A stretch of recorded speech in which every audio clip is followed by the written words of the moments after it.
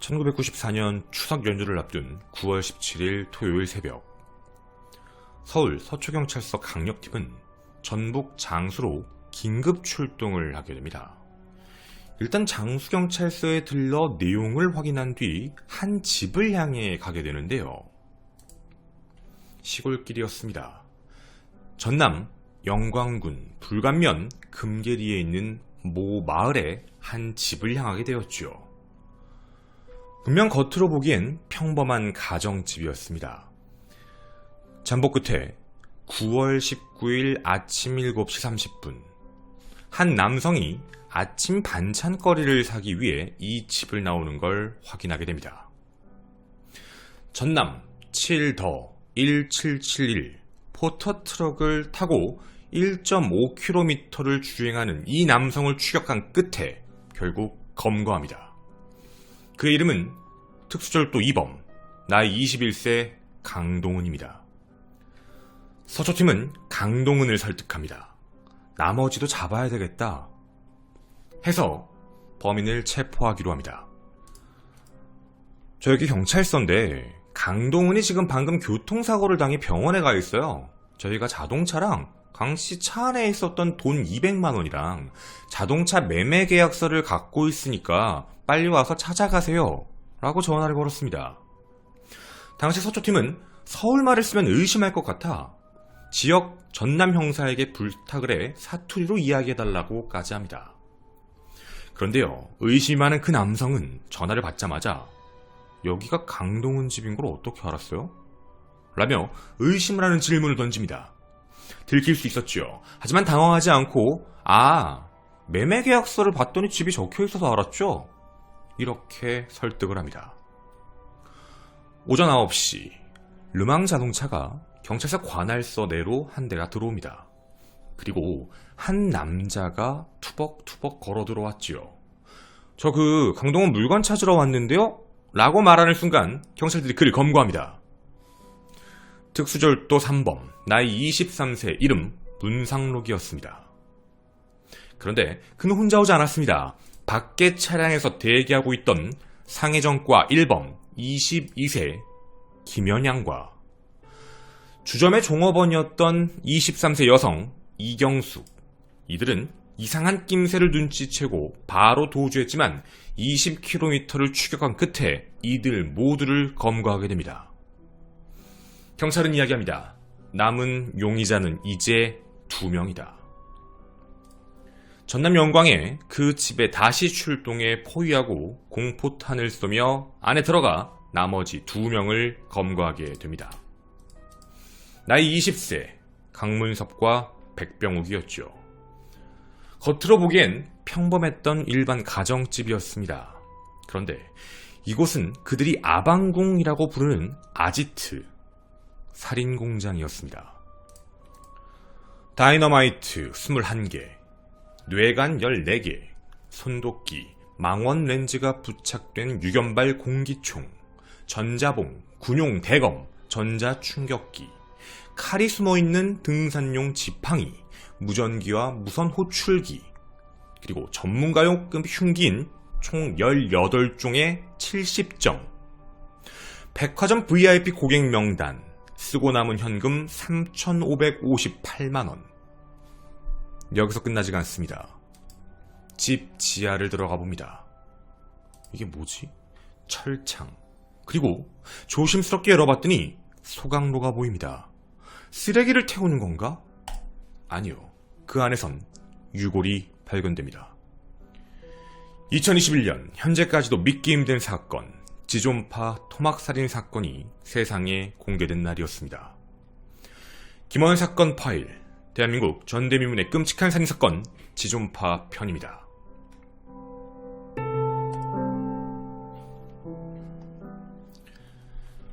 안녕하십니까. 전국 유튜브 독자 여러분, 아프리카TV 시청자 여러분, 김원입니다. 이들은 범행 1년 전부터 이 모든 준비를 계획했습니다. 하지만 그 누구도 이 범행을 알지 못한 암수범죄들이었죠. 어떻게 서초강력팀 사건이 이 사건을 알았을까요? 단순하게 생각해보면 아니 전남에서 있던 사건인데 이걸 왜 서초서가 갔어? 서초는 서울입니다. 이유가 있었습니다. 4일 전이었던 1994년 9월 15일 26세 여성 이 씨는 서울 역삼동에 있는 모 여관에서 자신이 일하던 카페 사장 31세 김 씨에게 전화를 합니다. 사장님, 저 좀 도와주세요. 라는 말이었죠. 이야기를 들어봤는데 뭔가 보통 평범한 일이 아니었습니다. 납치를 당했고 사람들을 죽였다. 그리고 죽었다. 탈출한 종업원을 내가 지금 보호하고 있는데 야 이거 좀 내용 심각한데? 라는 생각에 김 씨는 평소 잘 알고 있던 서초경찰서 강력계 형사에게 연락을 하게 됩니다. 그리고 좀 만나보자. 시간은 12시를 넘어 새벽 2시. 그 늦은 시간 경찰서에서 이들이 모두 만납니다. 그리고 이 양은 조심스럽게 이야기를 꺼냅니다. 사람이 죽었고요. 태웠고요. 먹었어요. 처음에 이 이야기를 들은 경찰은 뭐 이 사람이 좀 정신적으로 좀 문제가 있나? 아니면 좀 뭔가 약에 취했거나 술에 취했나? 의심을 할 수밖에 없는 말들이었죠. 그런데 별거 아닌가? 이상한가? 그 순간 그녀의 입에서 이상한 이야기가 나옵니다. 그 울산에 중소기업 부부도 같이 있었어요. 이게 무슨 소리지 싶어 확인해본 결과 울산 관할지서에서는 한 가지 실종 사건이 접수된 게 있었습니다. 바로 소씨 부부였는데요. 납치된 날 밤 11시에 회사 측에서 납치 추정에 의심 신고를 했지만 이렇게 얘기합니다. 발생 사건 장소가 광주네. 에이, 그리고 피해자 집이 서울이잖아. 이거 울산 관할 아닌데요? 라고 이야기하며 그냥 떠넘겨버린 겁니다. 그리고 결론을 이렇게 지었죠. 자작극이야. 회사가 경영이 너무 안 좋아져서 지금 저 부부들 일부러 잠수 타는 척 하는 거야. 해결을 안 한 겁니다. 그럼 이 여자 말이 맞는데? 그리고 또 하나의 사건을 이야기합니다. 자신과 내연관계했던 남자친구를 죽이고 교통사고로 위장했다는 정말 충격적인 이야기였죠. 거기가 어디예요? 라고 물었더니 전북 장수였다는 겁니다. 전북 장수경찰서에 전화해 확인해보니 이런 일이 있었습니다. 9월 12일 도로 공사 중이던 한 인부가 차량이 낭떠러지에 떨어진 걸 발견합니다. 전북 장수경찰서에 신고가 들어와 확인해봤더니 맨발의 피해자가 발견됐죠. 그가 누군지 신원조회를 했더니 9월 7일 저녁 7시 30분 직장에 출근한 이후 4일째 소식이 없자 9월 11일 오후 2시 성남 남부경찰서에 가 가출인 신고가 돼 있던 사람이었습니다. 그럼 가출인 신고면 그 사람 시신은 어디 있는데? 라고 물었더니 화장했는데요. 이게 그들의 답이었습니다. 그게 무슨 소리야? 라고 질문했더니 시신을 수습하고 나서 바로 장례 치렀어요. 그 이유가 뭐냐면 발견했을 때 신발이 없는 것도 이상했지만 스키드 마크도 있었고 술 냄새가 엄청나더라고요. 음주운전 같아서 그래서 그냥 저희는 내사 정도는 했는데 이런 이야기였죠. 즉 타살의 혐의점이 보이지 않아 그냥 교통사고로 사망했다 라고 넘긴 겁니다. 근데 이 모든 내용에 대해 그녀는 너무 정확히 알고 있었습니다. 그 사라진 9월 7일 저랑 있다 납치된 거예요 라고 이야기했으니 말이죠. 부부의 살인, 내연남의 살인, 이 모두를 알고 있었던 생존자 이 씨의 말 절대 쉽게 지나갈 수 있는 말이 아니었습니다. 이 씨는 한 곳을 지목합니다. 바로 아지트. 이 집이었지요. 이 씨가 지목한 곳은 아방궁이라고 불렀던 아지트. 바로 그 범죄자들의 집단이 함께 있던 곳이었습니다. 분홍색으로 칠한 페인트집. 그런데 이건 안에서 발생하는 끔찍한 일을 숨기기 위한 위장술이었죠. 실제 수사 기록을 보게 되면 이 건물이 완공됐을 때가 1994년 8월이었습니다. 근데 8월 때 뭐 했는지 아십니까? 이 마을이 총 19가구 정도만 살고 있는데요. 의심을 받지 않기 위해 지역 주민분들 15명을 초청해 돼지고기 파티를 엽니다. 즉, 이 안에 우리는 그냥 집 지어서 가족들하고 살려고 만든 거니까 의심하지 마세요라는 입장이었죠. 살인 공장이었는데요. 이뿐만이 아닙니다. 경찰이 출동할 걸 대비해 이 아지트 내부에도 다이너마이트를 설치해놨습니다. 언제든 폭발시킬 생각이었죠. 보통 사건이 아님을 짐작하고 방금 인트로에 설명드린 체포작전을 수행해 그들 모두를 체포한 것입니다. 검거 이후 김연양은 이런 이야기를 합니다. 난 인간이 아니다. 다 잡아 죽이려고 했다. 우리 엄마요. 내 손으로 못 죽여서 한이 됩니다. 이런 이야기만 있는 게 아니었습니다. 압구정동에 있는 야타족을 모두 죽이지 못한 게 한이다. 이렇게 이야기며 부유층에 대한 굉장히 적개심을 보였지요. 다이너마이트랑 뇌관을 어떻게 구입했느냐, 이거 왜 구입했느냐 라고 얘기했더니 우리 두목님 체포해갔죠. 영광경찰서 습격해서 폭파시키고 그 안에서 무기 훔치려고 그랬죠. 그 다음에 우리의 계획은 MBC로 가는 거였습니다. 방송국을 점령해 우리가 누군지를 세상에 알리려고 했지요 라는 계획이었습니다. 여러분, 이 이야기 허무맹랑한 계획이었을까요? 외부에 잘 안 나온 내용이었는데요. 검거된 이후에 저희가 수사 기록을 확인해봤더니 진짜 소름 돋는 게 있었습니다. 이들은 검거 당시에 총 3대의 차량을 더 계약해놨습니다. 하나, 갤로퍼 벤 1대, 하나, 소나타 골드 승용차 1대, 그리고 마지막, 냉동 특장차입니다. 뭔지 아시겠나요? 살인을 해서 시신을 둘 곳, 외부에서 시신을 이동시킬 때 불필요하다라고 판단해 냉동 탑차를 산 겁니다. 그 안에 시신을 넣어 이 안에 들어와 소각시키는 게 이들의 목적이었습니다. 만약 검거가 빠르지 않았더라면 이들은 더 엽기적으로 많은 사람을 죽였을 겁니다. 이상합니다. 아니, 어떻게 이런 생각을 사람의 머리에서 할 수 있을까? 특히 그 시대 때만 하더라도 말도 안 되는 내용이었죠. 이 엽기적 범행을 어떻게 했는지 수법을 물었을 때 이렇게 이야기합니다. 생존자 이 씨가 직접 한 말이죠. 저한테 책을 보라 그랬어요. 이 책을 봐야 너도 우리랑 같이 할 수 있어 라고 하며 던져준 책, 소설 야인이었습니다. 또 하나, 뻥기통이라는 책이었는데 이 두 가지 책은 삼류소설입니다. 하지만 사람을 끔찍하게 살해하고 어떻게 처리하고 이런 내용들이 들어있었지요. 실제로 나중에 밝혀진 바에 따르면 소설 야인에 나왔던 내용을 그대로 똑같이 따라해서 살인했습니다. 범행 사실이 확인됩니다. 범행 사실은 3명의 살인이 끝이 아니었습니다. 이들은 이 살인 계획을 실현하기 위해 아지트를 만들기로 결심을 했죠. 그리고 아지트를 만드는데 돈이 들 거다라는 걸 알고 있었습니다. 해서 활동 자금을 마련하기 위해 거의 1년 전부터인 93년 5월부터 11월까지, 잘 들어주십시오. 대전광역시 둔산 신도시, 11월부터는 경기도 성남 분당 신도시, 이곳에서 김기환, 강문섭, 문상록, 김문섭, 강동은, 백병옥 6명은 막노동을 합니다. 야, 대전 둔산 신도시랑 성남 분당 신도시는 왜 얘기하는 거야? 얘네가 정말 집만을 짓기 위해서, 그래서 뭐 막노동을 한 거 아니야? 아닙니다. 이들이 시신을 유기한 모든 곳은요, 다 자기들이 건설 현장 혹은 신축 공사 현장 이런 데입니다. 그곳에 가면 개발이 되고 있기 때문에 주변에 CCTV도 없고 사람도 많이 없다. 이걸 너무나도 잘 알고 있었던 거죠. 그리고 이들은 점차적으로 돈이 모이기 시작하자 범행을 연습하기에 이릅니다. 1993년 7월 18일 저녁 11시. 야, 살인 실습해야 돼. 이제 해봐야지. 잘 봐, 내가 보여줄게. 이런 이유로 충남 논산군 두마면 두계리 소재에 있는 두계역 부근으로 갑니다. 그때 귀가 중이던 20대 최 씨를 승용차로 납치를 했지요. 이후 12km 떨어진 대전광역시 유성구 계룡대 주변 노적산으로 끌고 갑니다.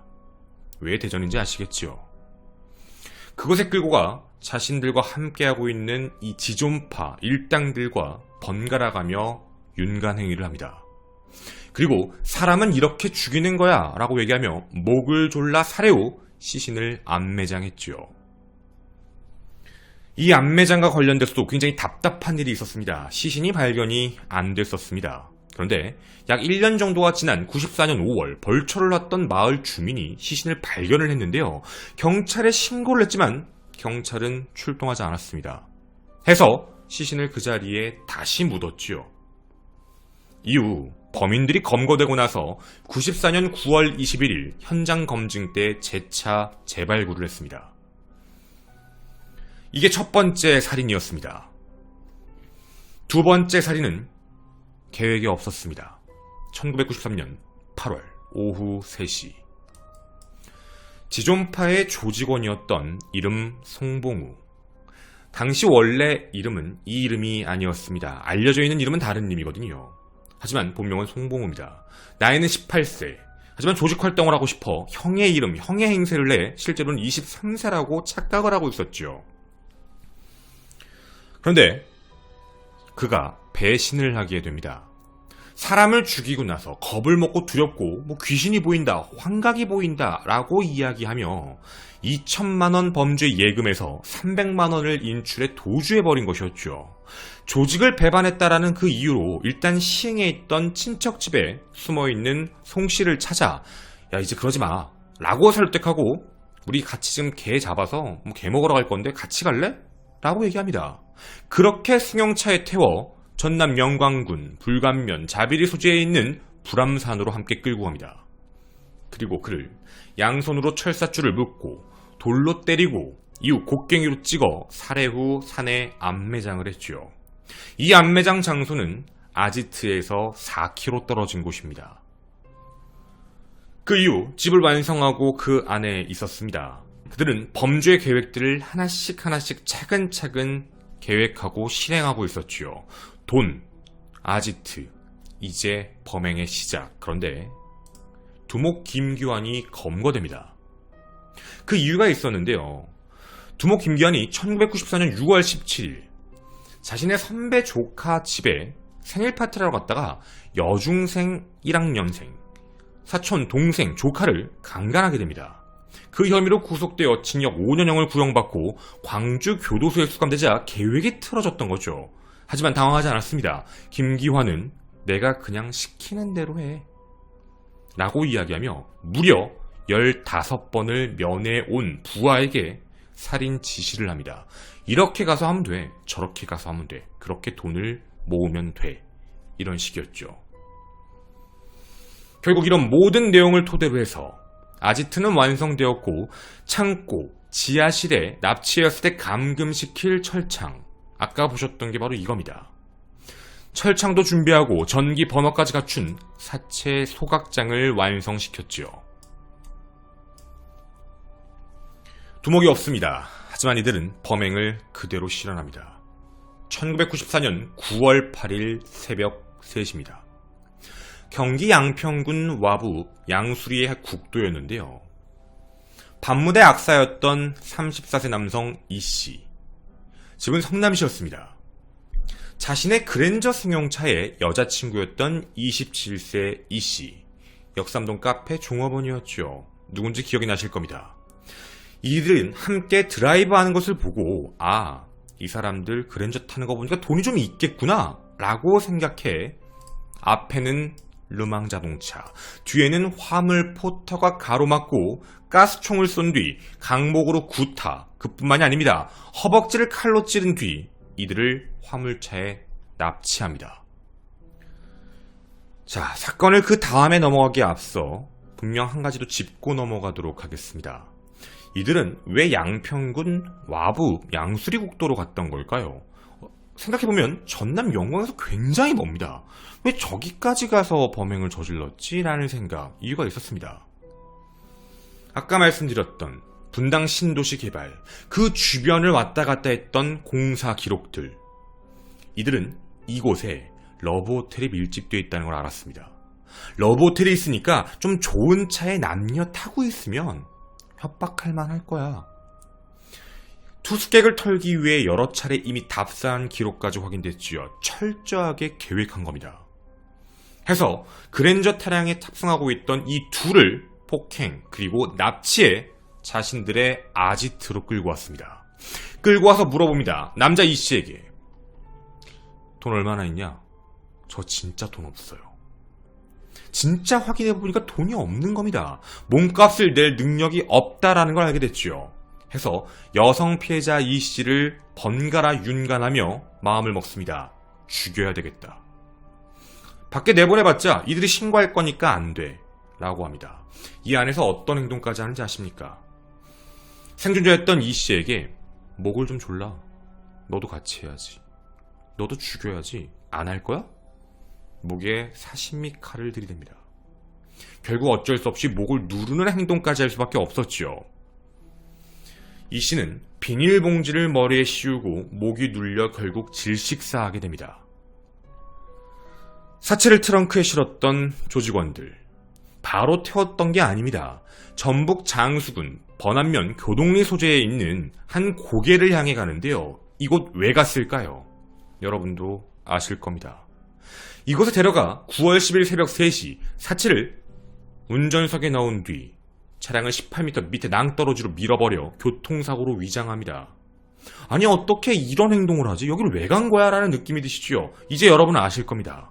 여기는 도로확장 공사에서 일을 했던 곳이었죠. 여길 너무나도 잘 알았던 겁니다. 그리고 교통사고로 위장하기 위해 9월 10일 전날 9월 9일 이 현장에 미리 와서요. 자동차로 스키드마크를 미리 만들어놨습니다. 이렇게 교통사고로 위장했고 경찰은 속았지요. 아, 음주 때문에 사망한 것이다. 이렇게 말입니다. 남자친구, 즉 내연남이 사망하고 생존자인 이 씨만 이 안에 남아있었습니다. 그런데 1994년 9월 13일 오후 5시 두 사람이 또 들어옵니다. 나이가 좀 있어 보이는 사람. 그리고 이들에게 이런 말을 합니다. 돈 내놔. 돈 있잖아 너희들은. 알고 봤더니 9월 13일 오후 5시 경기 성남시 소재 동서울 공원묘지에서요. 추석을 앞두고 부모의 묘소를 벌초하던 그 도중에 납치가 된 겁니다. 42세 소 씨와 35세 박 씨였지요. 이들 부부를 납치해 끌고 온 겁니다. 집 잘 살지? 돈 좀 있지? 혹시 어디야? 지갑을 확인해보니 건설사 대표였습니다. 아, 너 돈 있잖아. 돈 내놔. 회사에 전화해서 1억 갖고 와. 라고 이야기합니다. 9월 14일 오후 1시 25분 약속 장소였던 광주광역시 소재 광천 버스터미널로 소씨가 강제로 끌려나갑니다. 그리고 나머지는 차 내에서 망을 보고 있었고 그 이후 육교에서 돈 8천만 원을 전달받습니다. 8천만 원을 전달했던 사람은 당시 부하 직원이었던 37세 심씨와 안씨였지요. 근데 이들은 한 가지 말을 듣습니다. 아니 근데 저희 사장님은요? 납치됐으니까 따라오지 마요. 따라오면 죽어. 이렇게 얘기하고 돈만 가지고 풀어주겠다라는 약속을 어긴 뒤 그대로 다시 아지트로 돌아옵니다. 이 이야기를 듣고 직원들은 울산, 광주 서부서에 일단 신고를 했지요. 울산에 신고를 했더니 울산은 우리 관할 아닌데? 라고 하며 광주 서부로 넘겼지만 광주도 따로 수사를 하지 않았습니다. 새벽 3시가 됩니다. 이들은 함께 토의합니다. 야 이거 어떡할 거야? 살려? 돈 받았으면 살려줘야지 라고 얘기하는 사람. 야 돈을 받았는데 어떻게 살리냐? 죽여야지. 원래대로 하자. 양쪽 의견이었죠. 그런데 이들은 결론이 한 가지로 일치됩니다. 죽여버리자. 그리고 이렇게 합니다. 이양에게 너 우리랑 같이 해야 되잖아. 너도 공기총 쏴 라고 이야기합니다. 남편이었던 소씨를 총으로 겨누게 하고 총으로 쏘게 했던 것이죠. 안 쏴? 안 쏘면 네가 죽어. 이런 입장이었습니다. 그리고 그걸 가만히 지켜보고 있던 나머지 조직원들. 칼과 도끼로요. 아내를 살해합니다. 그리고 이후 톱과 도끼로 시신을 해체하기 시작했는데 이때 당시에 여러분이 알고 있던 내용이 하나 있습니다. 정말 지존파가 인육을 먹었나요? 자기 입으로는 먹었다고 했습니다. 하지만 그건 자신만의 지금 정황, 자신만의 이야기일 수도 있죠. 나 좀 쎄. 이런 식으로. 그런 약간 허세일 수도 있다. 허장성세일 수도 있다라고 판단을 했는데 저희가 수사 기록을 확인해봤는데요. 충격적인 얘기가 하나 있었습니다. 생존자였던 이 씨한테 이렇게 이야기합니다. 시신을 해체하며 인육을 생으로 들며 먹어. 너도 먹어야지. 이거 맛있어 생각보다. 라고 얘기를 했다는 겁니다. 그리고 먹는 걸 보았다라는 진술이 들어가 있습니다. 그 이후 시신을 화덕에 넣었지요. 그리고 화장해버립니다. 근데 이 냄새가 외부에 나가게 되면 다른 사람들이 의심할 걸 예상해 밖에 나가 돼지고기 파티를 엽니다. 나는 냄새가 돼지고기 같은 걸 굽고 있는 것이다 라고 위장을 했던 것이죠. 지금까지 여러분이 들으신 게 이들의 범죄 행각이었습니다. 우리는 궁금합니다. 도대체 이들은 왜 이런 범행을 저지른 걸까요? 공장과 공사장을 떠돌던 이들은 1993년 4월 포커판에서 우연히 김기환을 만나게 됩니다. 다들 선후배로 지내고 있다가 전남 한평군 대동면 소재에 있던 모 농산에서요. 그때 당시 굉장히 큰 이슈였던 대학 입시 부정 사건에 대해서 서로 이야기하다가 돈 많은 사람들은 다 죽어야 된다, 죽여야 된다, 더러운 인간들을 우리가 청소하자 이런 말에 모두가 공감해 함께하기로 했다는 겁니다. 1차 목표는 각자 10억을 모으자, 자금을 10억을 모고, 둘째, 돈 많은 자들을 죽이자, 셋째, 조직을 배반한 자는 전부 죽이자, 이런 이야기였습니다. 그리고 선배였던 김기환의 별명이 영화 지존 무상에서 따온 지존임을 감안해서 지존이라고 써서 붙여다녔던 겁니다. 저희가 지존파 사건에 대해서 외부에 나오는 얘기를 들어보면 이런 이야기가 있습니다. 사회의 부조리, 사회가 굉장히 안 좋아서 부자들만 잘 먹고 잘 사는 세상이어서 그들이 반기를 든 것이다라는 이야기들이 있지요. 글쎄요, 이 이야기가 정말 맞는 이야기인 걸까요? 어느 쪽에선 그 이야기가 맞다라고 이야기합니다. 물론 부정할 수 없습니다. 그들이 범행 동기라고 이야기한 건 여기였으니 말이죠. 그런데 검찰은 입장이 달랐습니다. 수사 내용을 보고 기록을 확인해보고 제가 아까 말씀드렸던 내용을 살펴볼까요? 이들은 범행 대상을 누구로 설정했을까요? 여러분 알고 계십니다. 첫 번째 범행은 그냥 살인 연습, 두 번째 범행은 조직원 배신. 그랬지요. 그 다음은요? 러브호텔. 그냥 불륜 저지른 사람 납치해가지고 해야지. 그리고 그나마 만약에 있다면 소씨부부였습니다. 하지만 소씨부부도 경영난 때문에 돈이 많았던 상황도 아니었죠. 이들이 얘기하는 사회 부조리를 늘 일삼으며 돈을 많이 벌고 압구정동의 야타족 이런 사람들은 아예 범행 대상으로 설정을 하지도 않았습니다. 이에 대해 검찰은 이렇게 이야기합니다. 우리는 증거를 찾았다. 이 세상에 없어져야 된다. 가난한 사람들은 잘 살 수 없다. 사회 구조적 모순과 재벌 때문에 파생된 거다 라고 이야기했는데 이건 너희들만의 주장이다.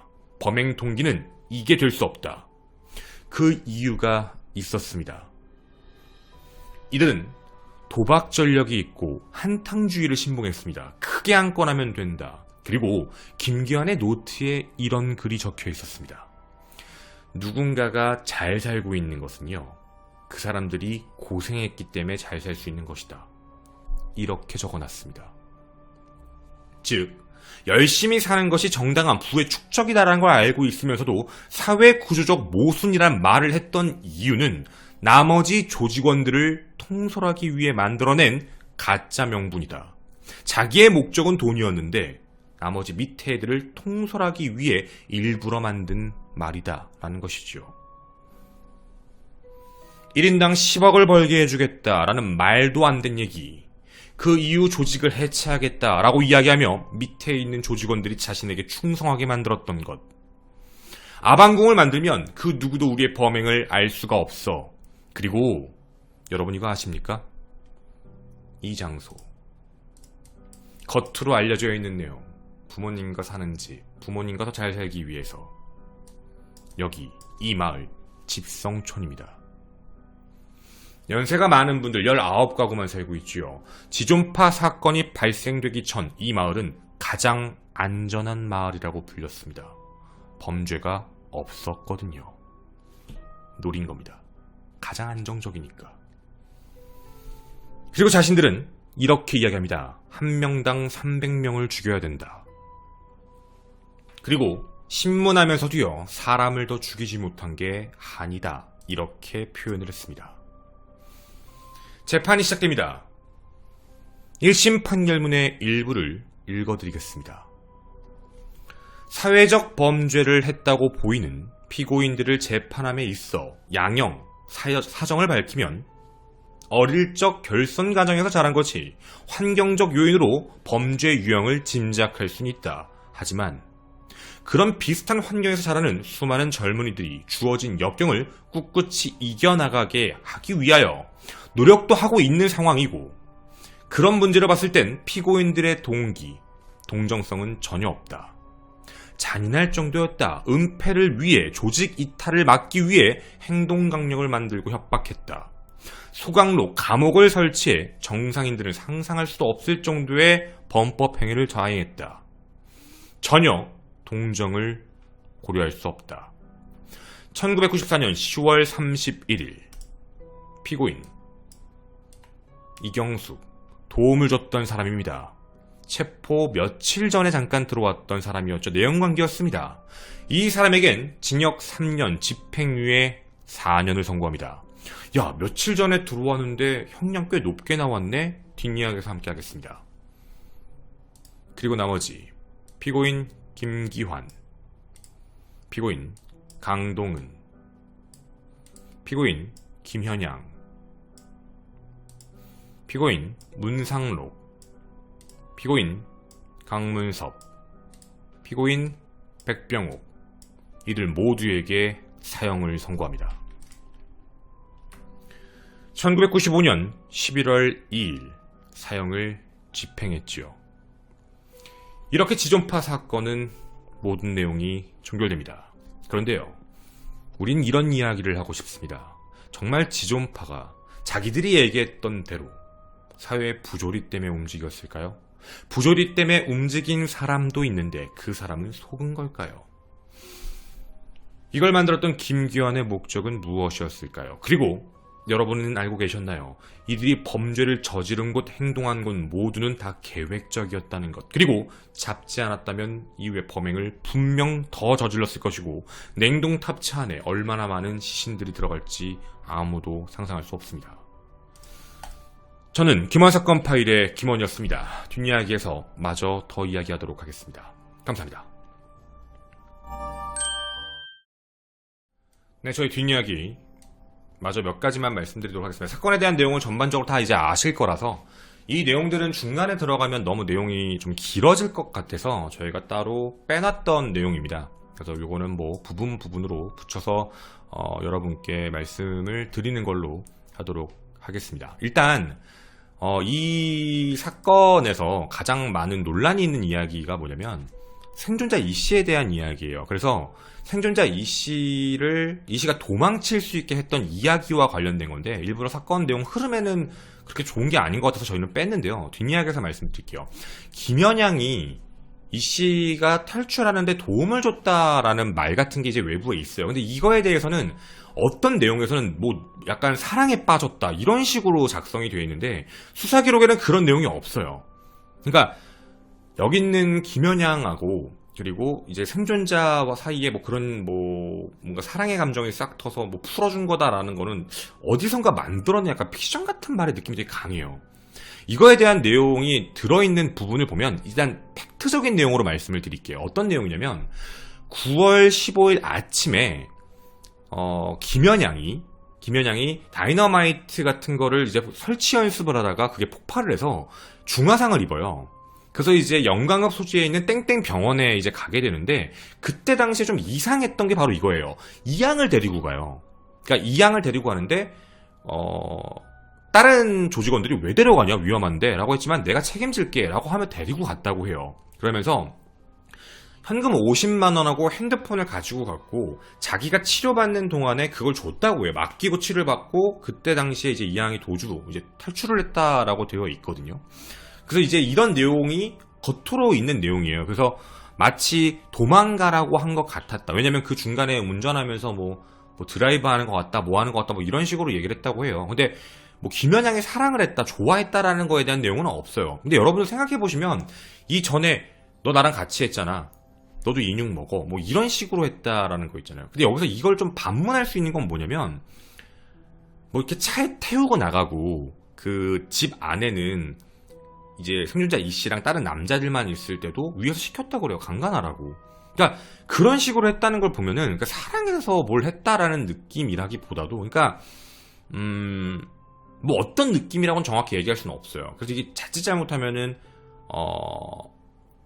뭔가 내용적으로는 그런 내용은 없어요. 확실히 그게 진짜인지 아닌지는 알 수 없지만 한 행동을 보면은 좀 받아들이기 힘든 내용들이에요.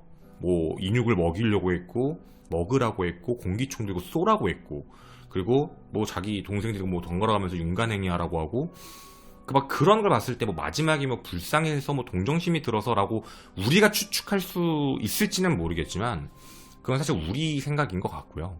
어쨌든 피해자가 탈출한 경로에 대해서 말씀을 드리면 피해자는 그런 마음이 없었던 거예요. 왜냐면 굉장히 불안했어요. 피해자의 탈출 경로를 좀 말씀을 드리면 치료받는 동안에 도주를 해요. 도주를 해서 일단 택시를 타요. 바로 앞에 있는 거 타고 근처 도로변에 내린 다음에 포도원으로 숨어요. 포도원에 숨어있다가 무서우니까 쫓아올 수도 있잖아요. 숨어있다가 집주인한테 간신히 얘기를 해서 렌터카 같은 차량을 부른 뒤 그 이후에 대전광역시로 가요. 거기서 택시를 타고 서울로 올라왔고 그 역삼동에 아까 말씀드린 여관에 혼자 투숙해 있다가 이제 카페 사장님한테 전화를 했고 그리고 경찰서로 간 거거든요. 그러니까 안정감을 느꼈다라고 보기에는 너무 그래요. 그러니까 이게 되게 뭐예요? 그러니까 뭔가 처음엔 막 괴롭히고 막 잔인하게 하고 하다가 김연영이 나중에 좀 마음이 좀 바뀌어서 뭐 좀 풀어주려고 했다라는 부분의 내용이 뭐 그렇지 않았었을까라고 생각할지 모르겠지만 피해자는 전혀 아니었어요. 피해자의 마음은 두려움 그 자체였기 때문에 원래는 도망갈까 말까도 생각을 많이 했다고 해요.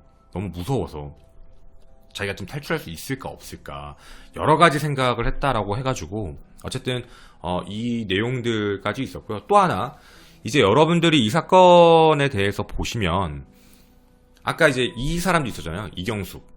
이경숙은 이 사건이 있기 며칠 전에 합류했어요. 며칠 전에 합류가 됐는데 이 사람이 징역 3년에 집행유예 4년 나오잖아. 그 이유가 뭐냐면 검거될 때 이경숙이 김연영이랑 차에 있었잖아. 그러니까 도주하라고 문자를 보낸 거예요. 이제 경찰 쫓아온다고. 그래가지고 백병호 같은 경우는 뭐 거기 안에 숨어 있다가 뭐 옆으로 문을 깨고 해서 뭐 대나무 밭에 숨어 있다가 나중에 검거됐다 이런 얘기들이 있거든요. 그러니까 그런 혐의 때문에 이제 된 거고요. 이뿐만이 아니에요. 다이너마이트랑 공기총 같은 거 구매하게 만들었던 이제 브로커죠. 이 사람들도 검거됐고요. 그리고 유명 백화점 VIP 명단을 유출시킨 사람들도 검거가 돼서 이 사건은 총 13명이 검거가 돼요. 그리고 그거에 대해서 범죄 형량이 들어가요. 어쨌든 그런 일을 만든 거니까. 근데 이 이야기에 대해서는 뭐 외부에 거기까지는 나온 게 아니라 제가 뒷이야기에 그냥 갖다가 넣은 거고요. 그리고 이것도 있어요. 이제 소씨 부부가 사망을 했는데 이거는 좀 외부에 어느 정도 나와 있는 내용인 것 같아요. 그 지존파 그 범죄자들 차량에서 종이 3장이 발견됐어요. 근데 3장이 있었는데 편지를 쓴 것 같은데요. 이 3장의 내용을 좀 간략히 말씀드리면 첫 번째 장에는요. 사업 규모에 대해서 적어놔요. 울산 어디에 있고 회사 규모가 어떻고 뭐 우리가 무슨 장비를 사서 요즘에 좀 회사 상태가 안 좋다.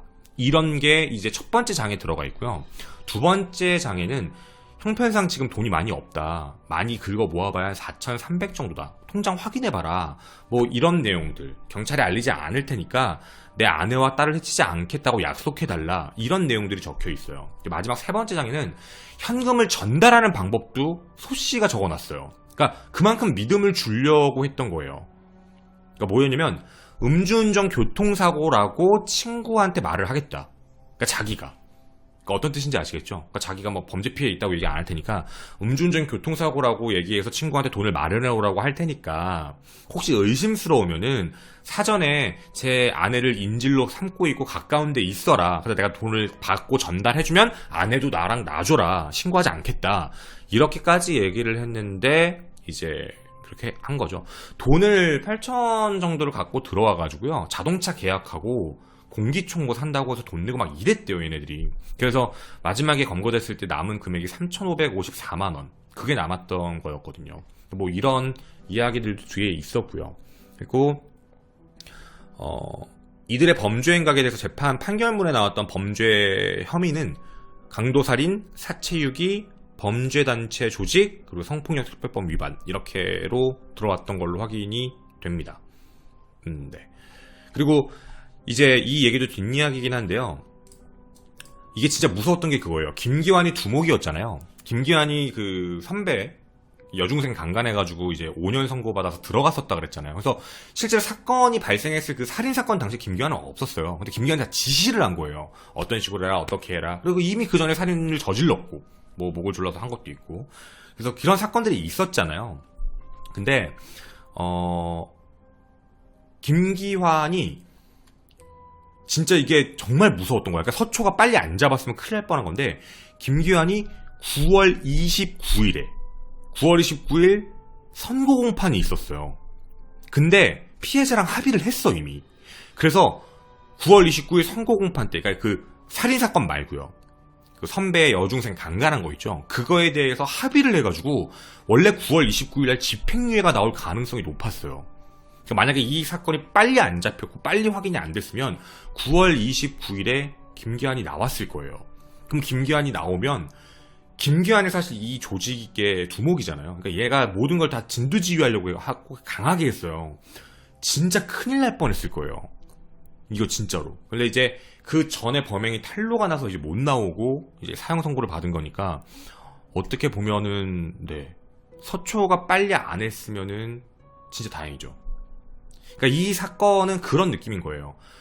우리가 이 사건을 바라봤을 때 울산에서 사라졌고 전남에서 일이 발생했고 막 이랬잖아요. 그랬는데 관할서가 다르다고 다 미룬 거예요. 뭐 사는 집은 서울이고 뭐 성남이고 뭐 여기 관할 아니니까 넘기고, 그래서 그냥 뭐 교통사고 맞대전하고 지나가고 막 이렇게 초동수사 이상하게 해가지고 결국에 흐지부지 되고 수사도 안 들어가고 있다가 이게 이제 생존자의 말에 서울 서초에서 움직여서 이제 그걸 다 검거할 수 있게 된 거거든요. 이거 만약에 그때 검거 안 했으면은, 아니 혹은 조금만 늦었으면 얘네들이 생각했던 대로 했을 거예요. 그러니까 이미 탑차 이런 것도 나왔을 거고, 그러니까 이동하면서 시신을 넣어놓으려고 했다는 거 아니에요. 다 계획이 그렇다는 거니까. 얘네들이 그러니까 이것도 그냥 뒷이야기니까 말씀을 드리면, 냉동 탑차가 시신을 넣는 곳, 그러니까 뭐 그런 거겠죠.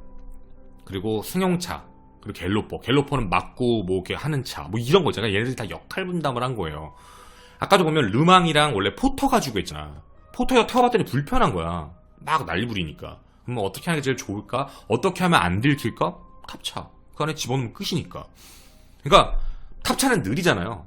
갤로퍼랑 승용차 같은 걸로 아무렇지 않게 해서 또 앞뒤로 딱 잡아서 차 세우게 하고 그 안에서 내리게 해서 냉동 탑차 안에 집어넣으면은 안에서 뭔 짓을 하던 그 밖에서 보이지가 않으니까. 그러니까 이거는 얘네들이 계획적으로 다 준비를 하고 더 딥하게 들어가려고 했던 것 같아요. 그러니까 진짜로 되게 잔인한 거죠. 그리고 또 하나 뭐 내용으로 말씀을 좀 드리면, 뭐 여러분들도 지존파 이름에 대해서는 뭐 들어보셨을 거예요. 원래 이제 뭐 마스칸이다. 마스칸이라는 조직을 결성을 했고 나중에 이제 그 지존이라고 써 있는 것 때문에 지존파라고 외부에 알렸던데, 이게 뭐냐면 지존파가 2번 만들어졌어요. 김기환이 2번 설립한 거죠. 그러니까 첫 번째도 먼저 만들었는데 그때 애들은 자기 마음대로 안 됐어요. 그러니까 좀 생활 형편 자체가 어려운 애들이 아니었어요. 그러니까 걔가 말한 게 말이 안 되는 거니까. 생활 형편이 좀 있는 애들이라서 내 범죄 계획은 이런 거야. 뭐 10억을 모으고 뭘 하는 거야 라고 얘기했는데 애들이 이거 왜? 라고 다 안 한다고 한 거예요. 그래서 첫 번째는 이제 그렇게 해체가 됐고, 그때 이제 김기환이 안 거예요. 힘든 애들을 데리고 와야 된다. 세상에 불만 많고 힘든 애들이어야 배신 안 한다. 그러니까 김기환은 돈이 목적이에요. 절대 사회불만 아니에요. 얘는 그거 핑계댔다라는 느낌이 너무 강해요. 그래서 이제 김기환이 그 아까 말했던 그 이제 사형 선고를 받은 사람들이 2번째 멤버들이에요. 그렇게 일부러 이제 모았다라는 내용인 거죠. 그래서 이 내용은 이제 그 정도의 내용들까지, 네, 그래서 여러분들께 드렸던 내용이었고요.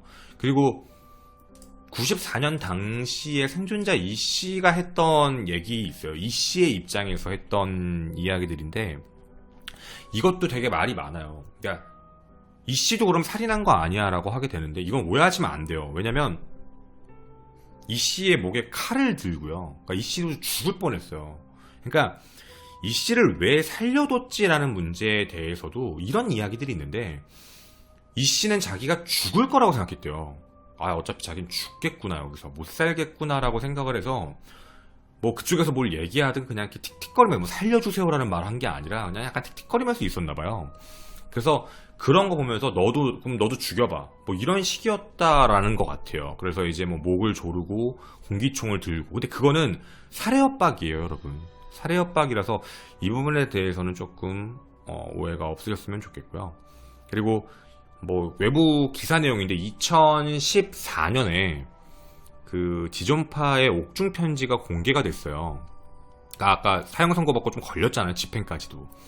근데 이제 그 안에 내용들이 보게 되면 서초서 형사들, 그러니까 서초경찰서 형사들이 되게 따뜻하게 대해줬다. 그때 고마움이 있고, 원래는 현장 검증하고 이럴 때 낭떠러지에 형사 안고 뛰어내려고 했는데 고마워서 그러지 않았다. 막 이런 내용들이 있고요.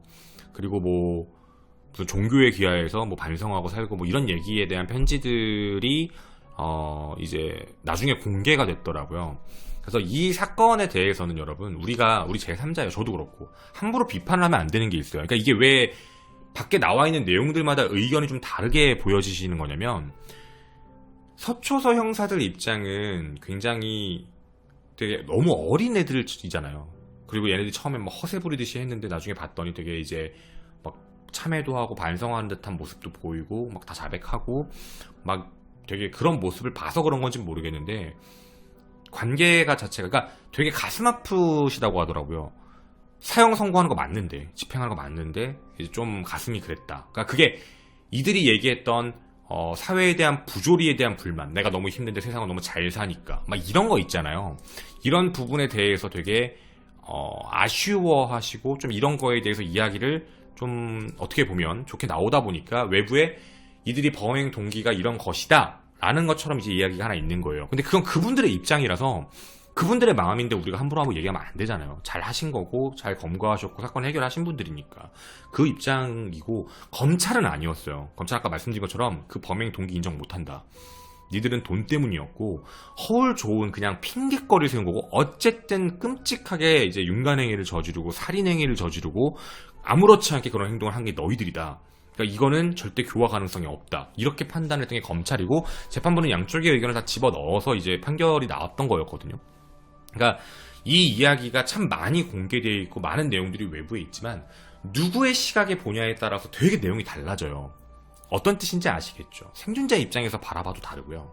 그리고 뭐 서초서 입장에서 바라봤을 때 다르고, 재판부 입장에서 바라봤을 때 다르고, 검찰 입장에서 봤을 때 달라요. 그러니까 이 사건 내용 자체를 우리가 함부로 비판할 수 없는 이유도 하신 분들의 이야기잖아요. 그러니까 하지만 명확하게 우리가 비판을 해야 될 수 있는 건, 당시에 이제 각 수사 대충 하는데 그것 때문에 일이 더 커졌으니까 그런 부분들, 그리고 별거 아니라고 생각했던 그런 문제들이었죠. 쉽게 얘기하면 살인사건의 피해자였는데 교통사고로 끝내버리고, 그리고 뭐 그 울산 쪽에서는 그냥 회사가 안 좋으니까 지금 뭐 자작하고 있는 거다, 조작하고 있는 거다라는 식으로 얘기해서 종결 처리하고 막 이런 식으로 했다는 거에 대해서는 비판받아야죠. 근데 이런 내용은 전체를 다 잡아서 경찰 다 나빠 이러면 안 돼요. 잘했잖아. 그 잘한 걸 왜 뭐라 그래요? 그러니까 이거는 항상 얘기하면 미꾸라지, 그거에 대한 이야기로 알아주셨으면 좋겠고, 저는 이 사건을 원래 이제 안 했잖아요. 방송을 안 하고 미스테리 사건 컨텐츠를 하는 사람 치고는 참 저는 되게 오랜 시간에 걸렸어요. 이 방송을 처음 이제 방송하는 역사에서 처음 했던 거. 제가 이 방송을 처음 여기에 와서 이렇게 한 이유는, 저는 예전에 방송 초기에도 이걸 하고 싶었지만 너무 외부의 내용들의 결이 너무 달라서 이건 내가 좀 하기 좀 모호하다 싶어서 그동안 안 해왔다가 이제 많은 분들의 도움을 받고 사건 자료를 이제 받을 수 있게 돼서 지금 보면서 저도 말씀을 드렸고, 왜 이렇게 이야기가 조금 달라졌는지 뇌피셜 이래서 얘기가 좀 달랐구나 라고 느껴서 여러분에게 전달을 해드렸던 거예요. 그래서 이게 제가 다 말씀을 드리진 못했지만 어느 정도 세상에 알려진 것보다 조금 더 계획적이고 구체적이고 상황이 어떻게 전개가 됐는지에 대해서 설명을 드렸던 내용이었고요. 여러분들께도 이 사건에 대한 내용이 뭐 저보다도 훨씬 더 많이, 제가 다른 분들 방송을 보질 않아서 그 SBS 방송도 안 봤어요, 제가 사실은. 그래서 어느 정도 내용까지 있는지 잘 모르겠지만 어쨌든 여러분이 사건 내용을 정리하시는 데 있어서 이런 내용들도 있었구나에 좀 함께 고민해 주셨으면 좋겠습니다. 뒷이야기 하나 더 할게요. 뒷이야기 하나 더. 이거 얘기 되겠지?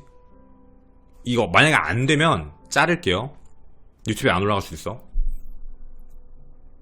원래 여기까지 얘기해도 되나? 아씨, 얘기할게.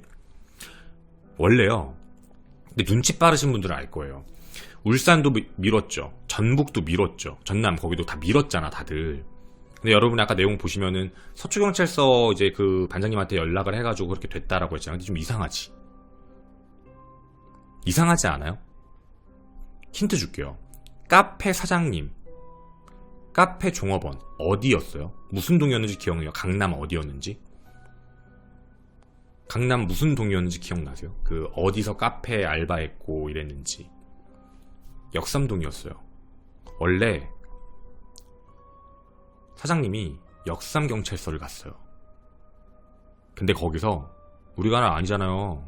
울산에 얘기하고 전남에 얘기해요. 이랬던 거야. 역삼경찰서가 그런 거야 그때. 그래가지고 이 사람이 화가 난 거야. 사장이. 이거 좀 이상한 사건인데 지금 뭐 종업원 탈출 이제 했는데 역삼에서도 깐 거예요. 그래가지고 너무 답답해. 그래서 새벽에 밤에 그 아는 지인이었던 서초경찰서 계장님한테 전화한 거야. 형사과장님한테. 형사팀에 전화를 해서 그 되게 유명하신 분 그분하고 통화를 해서 그럼 그분이 와라라고 해서 새벽에 간 거예요. 아는 사람한테 그래서 전화한 거야.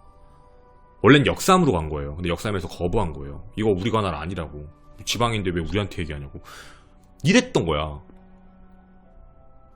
어떤 말인지 아시겠죠? 그러니까 생존자 이 씨가 서울로 도주를 해서 원래 서울 사람이었으니까 어떤 얘기인지 아시죠? 서울 사람이어서 서울 역삼동 카페 사장님한테 전화해서 이제 며칠 동안 못 나갔잖아. 얘기를 하루 동안 못 나갔으니까 전화를 해서 자기 이런 일이 있었다 해서 역삼경찰서에 갔는데 거기서도 아웃. 그래서 서초경찰서인 거예요. 그러니까 서초경찰서 그 형사님이 진짜 대단하신 거예요. 이 사건 진짜 그 카페 사장님이 뭐야 하고 안 되나 하고 지나갔잖아요. 이 사건 그러면은 묻힌 거예요. 어디서 뭘 해줘. 역삼 자기 관할 지구대에서도 안 해주는데 그럼 뭐 어쩔 거야. 그쵸. 그래서 이 얘기는 아마 또 모르실 것 같아서 이거 얘기되나? 유튜브에 안 올라갈 수도 있어요. 우리 아프리카 TV에서 뭐 이런저런 얘기하지만 이게 안 올라가면 안 되는 거야. 모르겠네. 네, 어쨌든 말씀드렸어요. 아프리카에선 유튜브엔 미안해 안 올라가면 모르겠구나. 안 올라가면 모르실 텐데 뭐 죄송합니다.